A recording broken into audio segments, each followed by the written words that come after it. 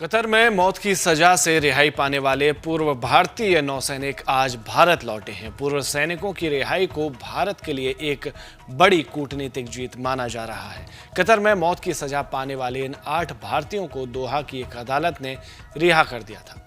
दरअसल ये सभी सैनिक दोहा स्थित अल दहरा ग्लोबल टेक्नोलॉजीज के साथ काम करते थे।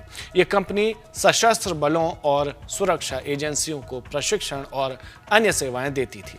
पिछले साल 28 दिसंबर को कतर की एक अदालत ने इन्हें जासूसी के आरोप में मौत की सजा सुना दी थी।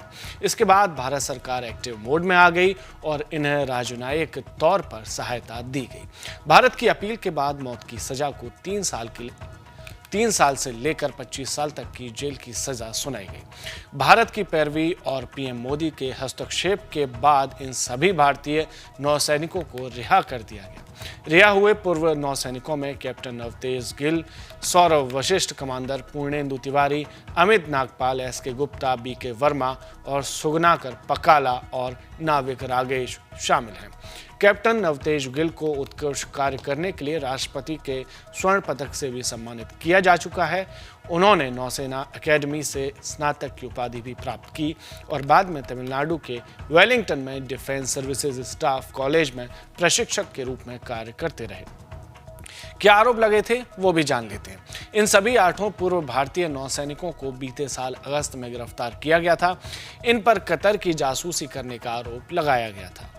एक रिपोर्ट के मुताबिक इन भारतीयों पर इजराइल के लिए कतर के सबमरीन प्रोजेक्ट से जुड़ी जानकारी जुटाने का आरोप था। भारत ने पहले कतर की छोटी अदालत द्वारा दी गई मौत की सजा पर चिंता व्यक्त की थी और इसे गलत बताया था। सरकार ने सभी अधिकारियों की मदद के लिए कानूनी विकल्पों पर विचार करने का वादा किया था और जो कि किया भी। इसके बाद भारत ने मौत की सजा के खिलाफ कतर की अपील अदालत का रुख किया। 28 दिसंबर को कतर की अपील अदालत ने मौत की सजा को कम कर दिया और उन्हें जेल की सजा सुनाई। इसी बीच नौसेना के पूर्व अधिकारियों के चिंतित परिजनों ने उनकी रिहाई और उनकी सुरक्षित वतन वापसी की गुहार लगाई, जिसके बाद विदेश मंत्रालय ने आश्वासन दिया कि वह सभी राजनयिक चैनलों को जुटाएगा और उन्हें वापस लाने के लिए कानूनी सहायता की व्यवस्था करेगा। कतर अदालत के फैसले को भारत के लिए एक बड़ी कूटनीतिक जीत अब माना जा रहा है।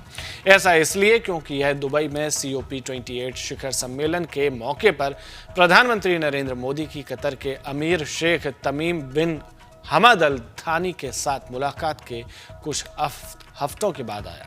अब पीएम मोदी ने कहा था कि उन्होंने कतर में भारतीय समुदाय की भलाई पर चर्चा की थी। वहीं इस मामले पर केंद्रीय मंत्री मीनाक्षी लेखी ने क्या कहा वो भी जान लेते हैं। The intervention of Honorable Prime Minister helped, and I'm grateful and thankful to the Emir of Qatar that this has been made possible, and the release of Indians and them joining their families after a substantive period of time it brings happiness to all Indians. Thank you.